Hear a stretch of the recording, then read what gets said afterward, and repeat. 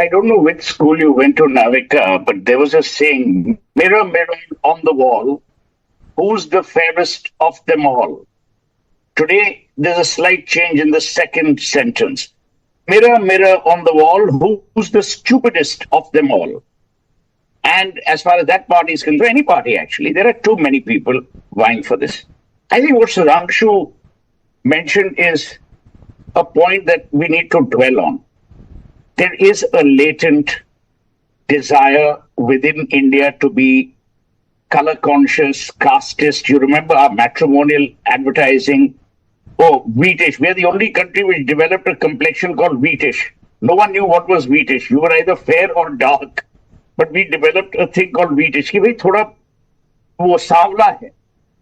The point is that it is reprehensible that it is uttered by Sam Pitroda. I totally disagree with Sanjay. Sam is an intelligent person. He's not stupid. He led the telecom mission in India. He's a person with great gravitas and a great sense of history, a great sense of knowledge. For him to say that means that either latently or there is a desire to kind of set the cat among the pigeons. You don't say these things. You don't say these things ever. You know, the logic that some people are using that you never say this during election season is even more bizarre, which means that other than election season, you can abuse your own country, men and women. The second, the action is too little too late. Everyone knows that the overseas chapters of whether it's the Congress or the BJP or the Samajwadi or the Trinamool don't really matter. You have to take into context Sam Pitroda's role as an advisor, confidant, I won't use the word uncle, but you know, all of those to Rahul Gandhi. Whether Rahul Gandhi listens to him or not is not the question. The perception is that Rahul Gandhi and Sam Pitroda talk to each other. That Sam Pitroda has Rahul Gandhi's ears and vice versa. That perception is important, which BJP has played upon, and why not? The third, which is a very important thing, it has again brought into motion this reprehensible debate in India. I remember when we were growing up in Calcutta as a joke, but it was a joke which was a slur.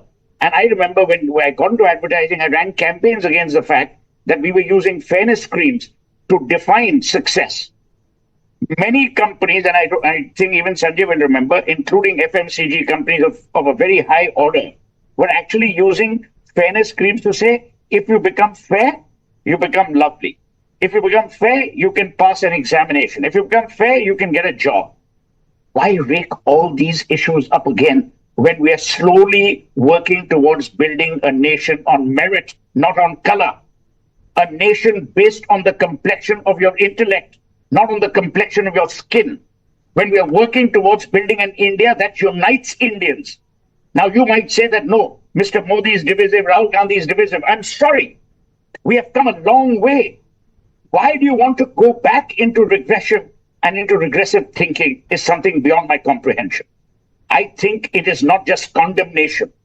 It is also a pointer towards the feelings that are within people, under the surface perhaps maybe, that have today risen to the fore. That is condemnable. What is equally worrying to my mind is that this debate has now taken a different, no pun intended, color. It is now about who is more divisive, who is more reprehensible, who is more abusive. That's not the argument.